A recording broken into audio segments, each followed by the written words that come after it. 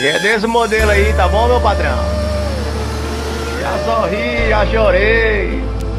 Caminhoneiro eu me tornei, viu? Meu pai queria doutor, minha mãe queria engenheiro, mas a força da bomba injetora que batia no lugar do coração dizia que era pra ser caminhoneiro, era pra correr sentado com o joelho dobrado.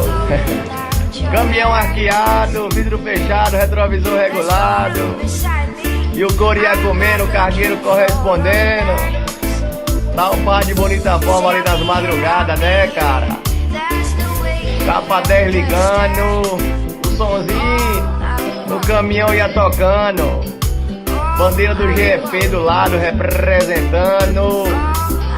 Aí a boca ficava boa de luxo. Eita! Era desse jeito, desse modelo aí, tá bom, rapaz?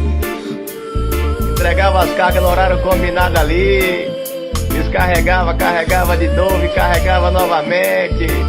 Deixava preocupado os parentes, 2 pilas na mente pra não dormir eternamente. Drogado não, chofé caminhoneiro por amor e profissão, viu? Com certeza aí, é nós aí, transportando o progresso desse país, sendo humilhado, pisado, chicoteado, mas com certeza pelas crianças ali, né, sendo admirado. Sendo bem falado, mal falado, não importa. O que importa é que nós bota pressão e nós amamos essa profissão, né? Fala comigo aí, ó, chofer de caminhão. Tudo de bom.